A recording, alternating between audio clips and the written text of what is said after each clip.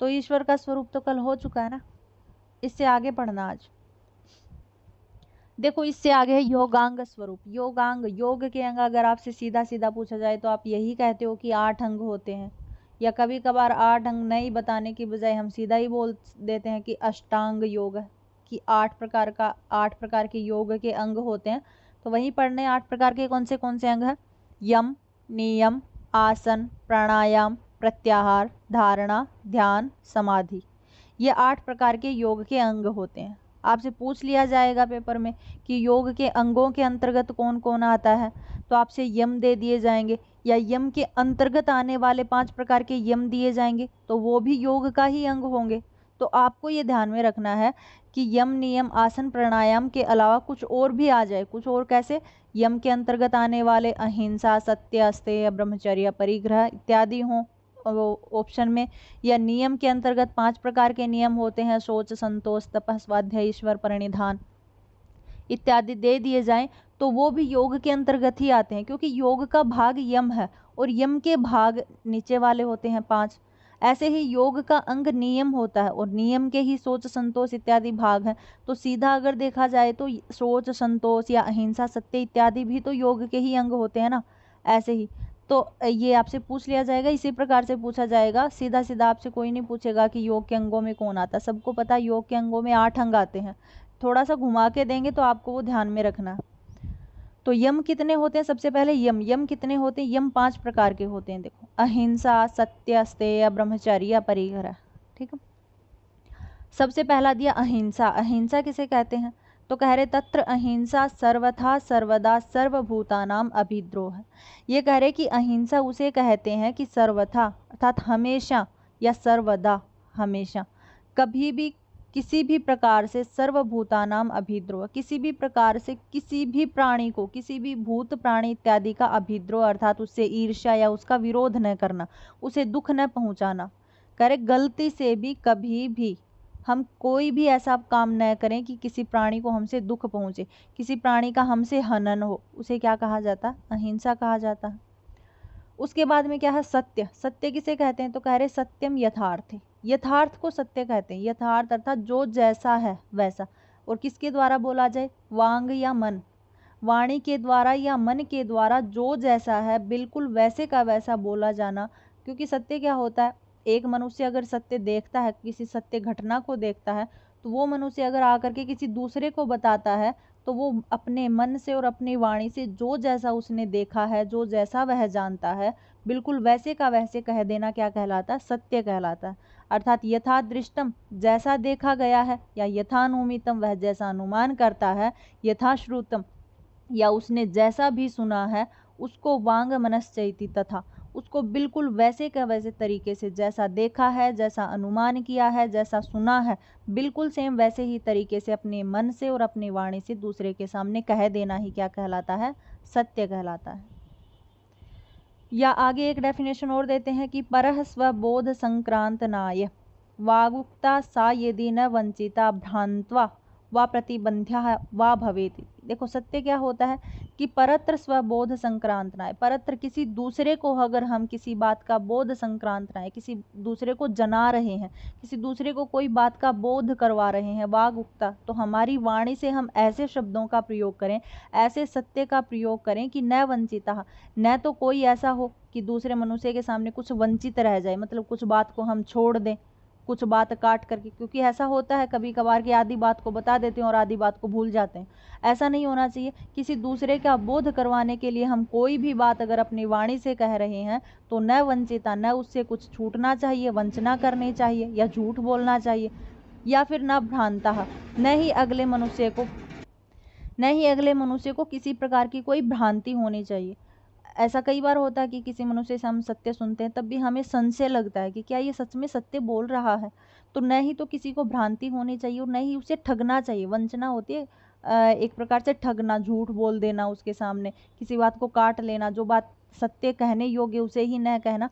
तो न ही उसकी वंचना करनी चाहिए, न ही भ्रांति करनी चाहिए। इन सब से अलग हो करके बिल्कुल जो जैसा हमने देखा है, हम दूसरे को जनाने के लिए वैसे ही अपनी वाणी से प्रयोग करें। वो क्या कहलाता है? सत्य कहलाता है। उससे आगे है अस्तेय। अस्तेय क्या होता है, देखो स्तेय होता चोरी करना, चोरी, और अस्तेय होता चोरी न करना। और अगर हम शास्त्रों में देखें तो देखो हम क्या बोलते हैं, हम चोरी नहीं करते, नॉर्मल सी बात है, हम किसी चीज़ को नहीं लेते हैं, वो चोरी करना नहीं होता, ठीक है। अगर हम शास्त्रों में देखें तो चोरी किसे कहा जाता है, कि शास्त्र जिस बात को निषेध कर रहे हैं अगर हम उसी बात को कर रहे हैं तो वो क्या कहलाता है, चोरी करना। और शास्त्रों में जो बात निषेध है उसको न करना क्या कहलाता, स्तेय कहलाता। तो कह रहे स्तेय शास्त्र पूर्वकम द्रव्याणाम परतः स्वीकरणम यतत्प्रतिषेध पुनर्स्पृह रूपम स्तेयमिति उच्यते। ये कह रहे कि अशास्त्र यानी जो शास्त्र नहीं कहता है, शास्त्र की बात को न मान करके अगर हम द्रव्याणाम परत है किसी दूसरे के द्रव्य को भी स्वीकार कर लेते हैं, अगर कोई मनुष्य हमें द्रव्य दे रहा है, कोई वस्तु दे रहा है, वो भी अगर हम स्वीकार कर लेते हैं, वो भी एक प्रकार की चोरी कही जाती, क्योंकि वो शास्त्रों में पठित नहीं है। तो इसलिए क्या कहा जाता है कि स्तेय किसे कहते हैं, अशास्त्रम पूर्वकम, अर्थात अशास्त्र पूर्वक परतः द्रव्याणाम किसी दूसरे के द्रव्य को स्वीकार करना क्या कहलाता, स्तेयम, स्तेय कहलाता है। और तत्प्रतिषेध है, इससे बिल्कुल विपरीत यानी इसका प्रतिषेध कर देना, पुनः स्पृह अर्थात उसी वस्तु को स्पृह करना, उसी वस्तु को चाहना जो शास्त्रों में निहित है, जो हमारे लिए शास्त्रों में बताई गई है, उसी बात का पालन करना क्या कहलाता है, अस्तेय कहलाता है। यानी शास्त्र के अनुकूल ही दान आदि का ग्रहण करना क्या है, अस्तेय होता है। और अगर शास्त्र में जो बात नहीं कही गई है, चाहे अगला दे भी रहा हो, तब भी अगर हम उस वस्तु को ग्रहण कर लेते हैं तो भी चोरी कही जाती है, क्योंकि वो बात शास्त्रों में निहित नहीं है। लेकिन जो बात शास्त्रों में निहित है, जिस प्रकार से हम किसी दूसरे वस्तु को ले सकते हैं, दान इत्यादि ग्रहण कर सकते हैं, उसी को ग्रहण करना क्या कहलाता है, अस्तेय कहलाता है। आगे है ब्रह्मचर्य। ब्रह्मचर्य किसे कहते हैं, तो ब्रह्मचर्य, ब्रह्मचर्य किसे कहते हैं, ब्रह्मचर्यम गुप्त इंद्रिय उपस्थ्य संयम है, अर्थात गुप्त इंद्रिय इत्यादि जो होती हैं उनके ऊपर संयम रखना ही क्या कहलाता है, ब्रह्मचर्य कहलाता है, या ब्रह्मचर्य का लक्षण है। उससे आगे है अपरिग्रह। अपरिग्रह किसे कहते हैं, कह रहे विषयाणाम अर्जनम रक्षणम क्षय संग हिंसा दोष दर्शनम अस्वीकरणम अपरिग्रह। ये क्या कहते हैं कि जो विषय होते हैं, जो भी विषय होते हैं जो अच्छे नहीं होते हैं, शास्त्रों से निषिद्ध जो विषय होते हैं, अर्जन या फिर जो हमने अर्जित कर लिए हैं, आगे है रक्षणम, क्षयम मतलब नष्ट करना, संग यानी किसी चीज़ का संग कर लेना, हिंसा इत्यादि करना, दोष दर्शन अर्थात जो नहीं देखने योग्य है उसको भी देख लेना। ये सारी वस्तुएं जो होती हैं, विषय, अर्जन, मतलब हमने जो संपत्ति इत्यादि अर्जित करके रखी है, रक्षण, क्षय, संग, हिंसा, दोष, दर्शन, इनको अच्छी प्रकार से अस्वीकरणम अस्वीकार कर देना। न ही किसी प्रकार से किसी विषय में आसक्ति रखना, न ही किसी प्रकार से कोई धन का अर्जन करना या किसी भी वस्तु को अर्जित करना, रक्षणम न ही किसी का नष्ट करना, न ही संग करना है, न ही हिंसा इत्यादि करनी, और न ही दोष दर्शन इत्यादि यानी बुरी वस्तु जो है उसे न देखना। इन सब को बिल्कुल एक साइड में कर देना, बिल्कुल इनको अस्वीकार कर देना ही क्या कहलाता है, इनका सभी का परित्याग कर देना ही क्या कहलाता है, अपरिग्रह कहलाता है।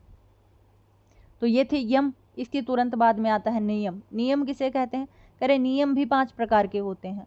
कौन से कह रहे, शौच, संतोष, तप, स्वाध्याय, ईश्वर प्रणिधान।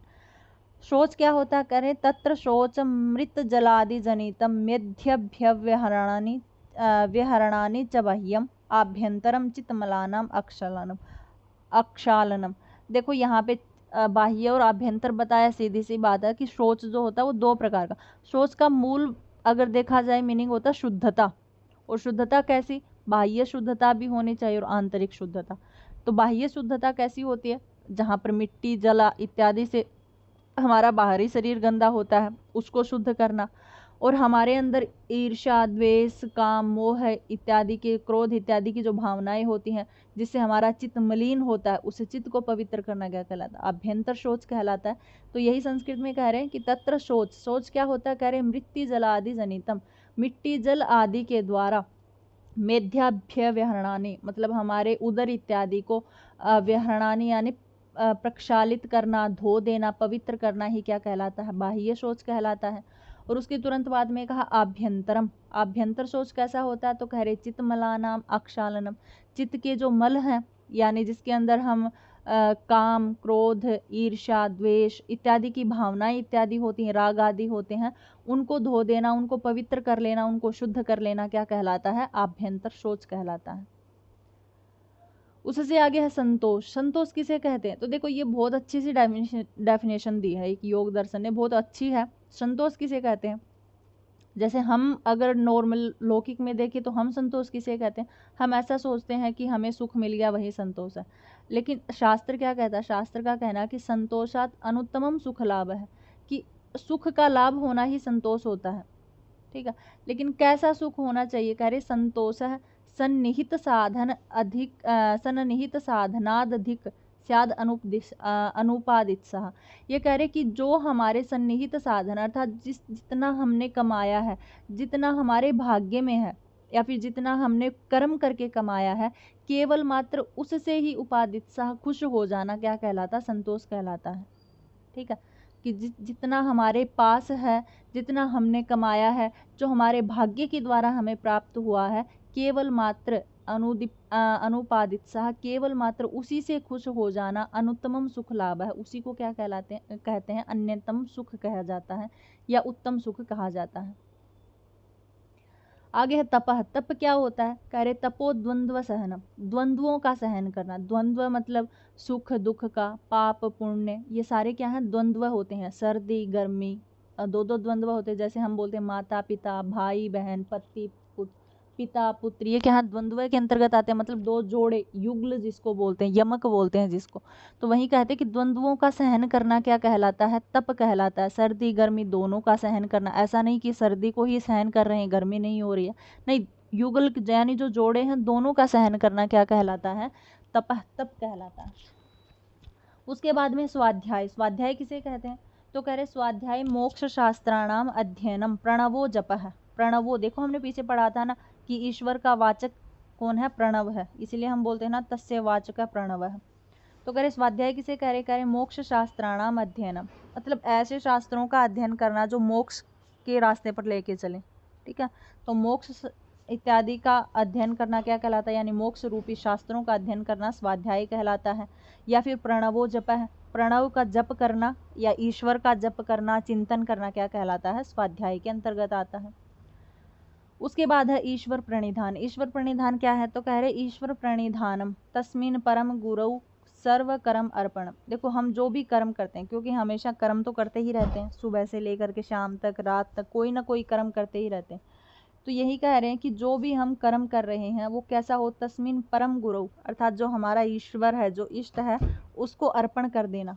प्रत्येक कर्म को अर्पण कर देना ही क्या कहलाता है? ईश्वर प्रणिधान कहलाता है। अर्थात परमपिता परमेश्वर के प्रति स्वयं को समर्पित कर देना, विधाता के प्रति शरणापन्न हो जाना ही क्या कहलाता है? ईश्वर प्रणिधान। जो भी हमारे कर्म हैं, अच्छे कर्म हैं, बुरे कर्म हैं, जैसे भी हम कर्म करते हैं, संपूर्ण कर्मों के ले करके हम अपने आप को ईश्वर के सामने अर्पण कर देना ही क्या कहलाता है? ईश्वर प्रणिधान कहलाता है। उसके बाद में है आसन। आसन किसे कहते हैं? तो आसन की नॉर्मल सी डेफिनेशन है स्थिर सुखम आसनम, जिसमें हमें स्थिरता मिले, जिसमें हमें सुखपूर्वक बैठने का लाभ प्राप्त हो, वो क्या कहलाता है? आसन कहलाता है।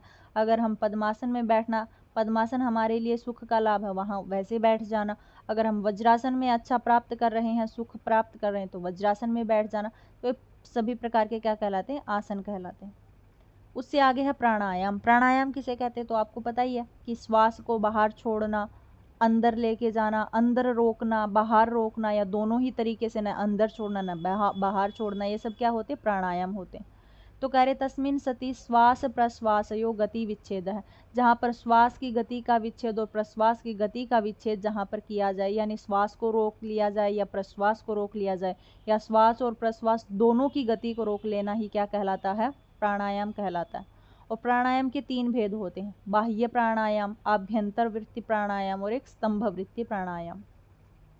अब कह रहे बाह्य क्या होता है? कह रहे यत्र प्रश्वास पूर्वको गति अभाव है, मतलब जहाँ पर प्रश्वास से पूर्व वाले, प्रश्वास से पूर्व क्या होता है? श्वास, मतलब 2 ही वस्तु तो है, एक श्वास है एक प्रश्वास है। तो कह रहे जिसमें प्रश्वास से पूर्व यानी श्वास को रोक लेना, उसकी गति को रोक लेना क्या कहलाता है? बाहर, अर्थात सांस को बाहर छोड़ते हुए बाहर ही रोक देना क्या कहलाता है? बाह्य वृत्ति कहलाती है, यानी बाह्य प्राणायाम कहलाता है। और इसे रेचक के नाम से भी जाना जाता है। देखो इन तीनों का नाम है रेचक, पूरक और कुंभक। रेचक बोलते हैं हम बाह्य प्राणायाम को, पूरक बोलते हैं आभ्यंतर प्राणायाम को, और कुंभक बोलते हैं स्तंभ प्राणायाम। ठीक है, इसलिए बाह्यक का क्या नाम है, बाह्य प्राणायाम को रेचक के नाम से जाना जाता है। और आभ्यंतर क्या है, आभ्यंतर बिल्कुल इससे विपरीत है कि जहाँ पर श्वास से पूर्व वाला, यानी अंदर जब श्वास ले रहे हैं उसकी गति का अभाव कर देना क्या कहलाता है, आभ्यंतर प्राणायाम। मतलब अंदर जो प्रश्वास होता है उसकी गति को रोके रखना क्या कहलाता है, आभ्यंतर कहलाता है। और इसे पूरक के नाम से जाना जाता है, पूरक। ठीक है। उसके बाद में स्तंभ वृत्ति। स्तंभ का मतलब क्या होता है, रोक लेना, दोनों को ही रोक लेना, न श्वास आए न प्रश्वास आए, अर्थात जो बाहर श्वास है वो बाहर का बाहर रहे, अंदर जो है वो अंदर का अंदर रहे। तो स्तंभ वृत्ति यत्र उभयो अभावः सकृत प्रयत्नात् भवति, जहाँ पर अपने अभ्यास के कारण, जहाँ पर अपने प्रयत्न के कारण दोनों प्रकार के श्वास और प्रश्वास यानी बाह्य और आभ्यंतर दोनों प्रकार की वृत्तियों को रोक लेना या स्तंभित कर लेना ही क्या कहलाता है, स्तंभ प्राणायाम कहा जाता है। और इसे कुंभक कहा जाता है, कुंभक के नाम से जाना जाता है। ठीक है। आगे है प्रत्याहार। प्रत्याहार क्या कहलाता है, कह रहे स्व विषया संप्रयोगे चित्त स्वरूप अनुकार इव इंद्रियाणाम प्रत्याहार है। देखो ये कह रहे जब इंद्रियां अपने अपने विषय से संयुक्त होकर के कार्य करते हैं, जैसे अपनी आँख है अपने देखने का कार्य करती है, कर्ण है सुनने का कार्य करते हैं, तो जब इंद्रियां अपने अपने विषय में चित्त के अनुरूप होकर के कार्य करती हैं वो क्या कहलाता है, प्रत्याहार। अपने अपने विषयों में या अपने अपने विषयों को रोक लेती हैं, जो भी अपने अपने विषय होते हैं उसका असंप्रयोग करना, मतलब प्रयोग नहीं करती, कुछ समय के लिए चित्त के अनुरूप होकर के कार्य करती हैं, तो क्या कहलाता है, प्रत्याहार कहलाता है। यानी जब इंद्रियां अपने अपने विषयों के साथ संयुक्त नहीं होती हैं, जब असंयुक्तता की स्थिति में वो चित्त के स्वरूप यानी चित्त के भांति आकारित होती हैं, संपूर्ण रूप से किस में आकारित हो रही हैं, चित्त में आकारित होती हैं। नहीं तो कई बार ऐसा होता है कि हम स्तंभ वृत्ति के हो जाते हैं, कि हमें एक प्रकार से जब हम बोलते हैं कि जैसे प्रलय अवस्था सी आ जाती है हमारे सामने, हम कोई काम ही नहीं करते। जैसे ऐसा होता है कि कोई शेर हमारे अचानक सामने आ जाए, कोई सर्प हमारे सामने आ जाता है, तो हमें सूझता नहीं है क्या करें, जबकि हमें दिखाई दे रहा है लेकिन हमारी आंखें कार्य नहीं कर रही हैं, वो इंद्रियां उसमें संयुक्त नहीं हो रही अपने विषय में। सुनाई देता है लेकिन कर्ण अपने विषय में, एक प्रकार से स्तंभ की वृत्ति होती, जहाँ अब इंद्रियां अपने अपने विषय को रोक करके केवल मात्र चित्त के भांति आकारित होती हैं, वो क्या कहलाता है, प्रत्याहार कहलाता है। आगे है धारणा। धारणा क्या कहलाती है, तो कह रहे देश बंध चित्त से धारणा, अपने चित्त को किसी एक देश में ठहरा लेना क्या कहलाता है। देखो कई बार ऐसा कोई मोती होता है जिसको हम एक टक देखते रहते हैं, लगातार हम देखते रहते हैं। कई बार हम ऐसा खेल भी खेलते हैं कि जैसे पेन की निब को पकड़ के हम लगातार उसको आंखों के पास लेके आते हैं, तो मतलब हमारी आंखें क्या देखती हैं, उस निब को देखती हैं। ठीक है। तो यानी अपने चित्त को किसी एक जगह पे लगा लेना, जैसे आंखें बंद करके चिंतन करके हमें ऐसा लगता है जैसे हमारा जो ध्यान है वो माथे के बीच में ऐसा लग रहा है जैसे कोई ज्योत जल रही है और केवल मात्र हमारी आंखें उसी को देखती जा रही हैं। तो क्या मतलब है, किसी एक चित्त को किसी एक देश में स्थापित कर देना ही क्या कहलाता है, या एकाग्र कर देना क्या कहलाता है, धारणा कहलाता है। और आगे है ध्यान। ध्यान किसे कहते हैं, तो धारणा का अगला पड़ाव जो होता है वो ध्यान कहा जाता है, कि जिस भी देश में हमने अपनी धारणा स्थापित की है उसको लगातार करते रहना, उसके ऊपर पूर्ण रूप से ध्यान करते रहना, उसका चिंतन करते रहना, प्रत्यक्तांतम, मतलब उसको ऐसा नहीं कि बीच में छोड़ देना, लगातार लगे रहना। जो हमने एकाग्र स्थान किया है, एकाग्र देश हमने जो स्थापित किया है उसमें लगातार प्रत्यक्तांतम अर्थात लगातार चित्त को लगाए रखना ही क्या कहलाता है, चित्तवृत्ति को स्थिर करना ही ध्यान कहलाता है। और उससे आगे है समाधि। समाधि किसे कहते हैं, कह रहे योग है समाधि, योग को समाधि कहते हैं। सच सार्वभौमिक चित्त से धर्म है, क्योंकि योग कैसा है, सभी चित्त की जो भूमियां हैं वो चित्त का धर्म क्या है, योग कहलाता है या समाधि कहलाती, यानी चित्त की सभी प्रकार की भूमियों में होने वाला जो चित्त धर्म है उसे क्या कहा जाता है, समाधि कहा जाता है। या योग चित्तवृत्ति निरोध है, कि जहाँ पर जिस योग के कारण सभी प्रकार की चित्त की जो वृत्तियाँ होती हैं, जैसे हमने चित्त की भूमियाँ भी पढ़ी हैं, चित्त की वृत्तियाँ भी पढ़ी हैं, प्रमाण विपर्य विकल्प निद्रा स्मृति इत्यादि, या क्षिप्त मूढ़ विक्षिप्त एकाग्र निरुद्ध इत्यादि पढ़ी हैं। तो वहीं कह रहे कि योग क्या होता है, चित्त की वृत्तियों का एकदम निरोध हो जाना क्या कहलाता है, योग है, योग कहलाता है। आगे कहा समाधि के भेद। समाधि के दो भेद होते हैं, एक संप्रज्ञात समाधि होती है और दूसरी होती है असंप्रज्ञात समाधि।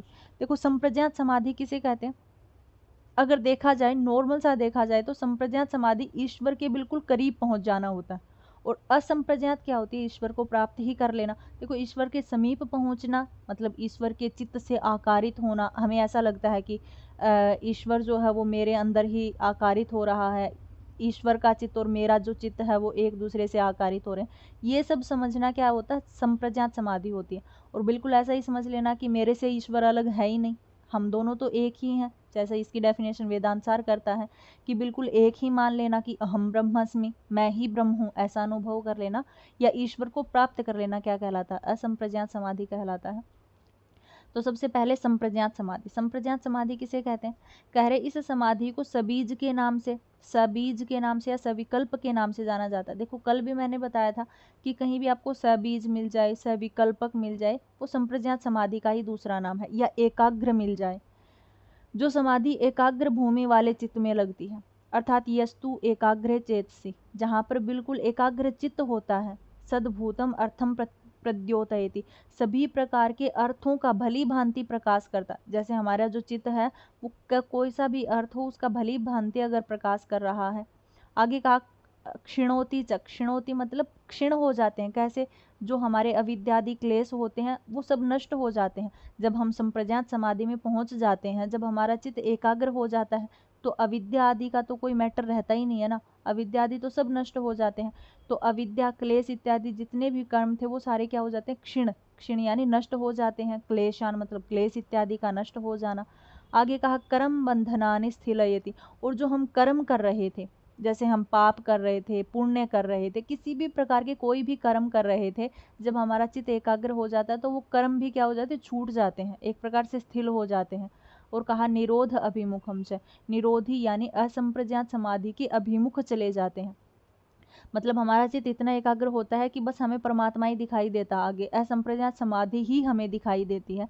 तो असंप्रज्ञात समाधि के बिल्कुल अभिमुख चले जाना से संप्रज्ञात योग इति आख्यते, उसको संप्रज्ञात समाधि के नाम से जाना जाता है।